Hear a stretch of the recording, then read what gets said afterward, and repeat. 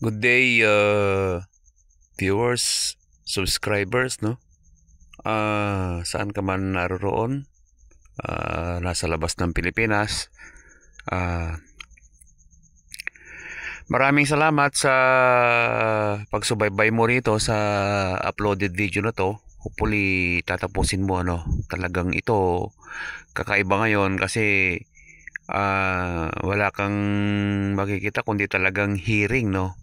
Hearing lang ito. Ganito nga yung una kong ginawa bago ako magpasya na magkaroon ng YT channel, no, YouTube channel doon sa saan ba 'yon, sa Instagram. Oo. At merong bilang na gusto ko ngang makuha, nakuha naman kaya gumawa ako ng YouTube channel, okay? So, merong mga ginawa ko ng mga ano uploaded yung i-upload na video na katulad ng ganito pero hindi ko na na-i-upload at baka siguro hindi na rin mai-upload. Maaring ito ay ma-upload ko at gusto ko ngang i-campaign sa inyo, ano, na lalo na sa mga subscribers o bago ka pa lang ay pinopromote ko ang YouTube channel na Kulikak TV, no? COOLICAC TV. Yon ay magkakaroon ng niche na may kinalaman sa pananalapi, no? Sa komersyo, sa pera, sa marketing, sa sales. Okay?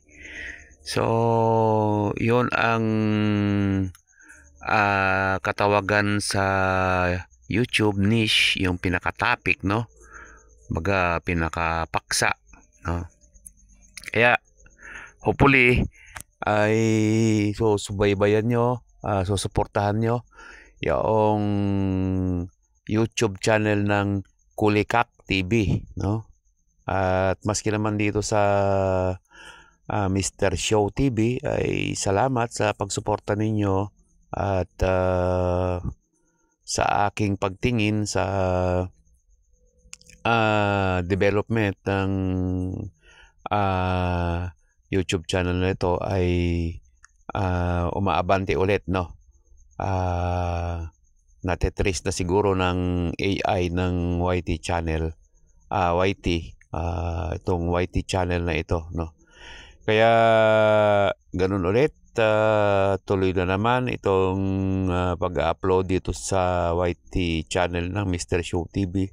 Merong kailan lang na ka-upload nung Cropek, tsaka ano pa ba yun, yung balat ng baka, no? So, sa mga nagsipagpanood, salamat po. Hopefully ay umabot din o lampasan pa nga katulad nung dati yung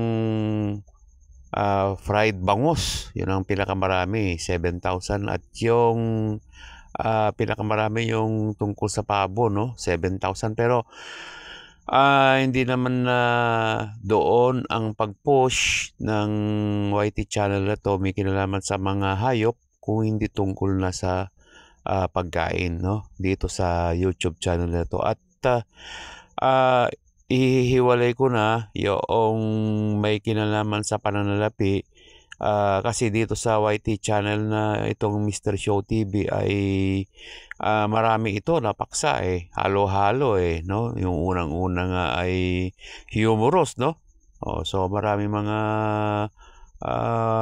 nagsasabi nga niyan, ewan ko kung natutuwa sila, ano, kasi nga raw yung manok pinatilaok, okay? So hindi na gano'n ang niche nito kundi sa pagkain, gayon din yung may kinalaman sa pananalapi. Meron ding sa pananalapi rito, no?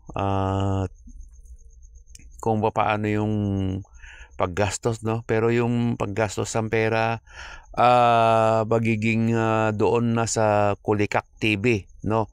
Ang mapapanood nyo, ihihiwalay na kasi yun ang gusto naman ni YouTube, no, ng AI ng YouTube, no? Kaya maihiwalay na ang tungkol sa pananalapi, ano pa, tungkol sa selling, yan, tungkol sa maski bookkeeping, no? Kung maaaring magkakaroon ng ganon. At marketing, yan, management, business, ay sa Kulikak TV. Okay? So, Kulikak TV. Sana ay suportahan ninyo, no? Nagpapasimula ang Kulikak TV, bagamat yung Kulikak TV ay meron ng ilang taon yon na nagawang YT channel. Okay, marami pong salamat, hanggang sa susunod.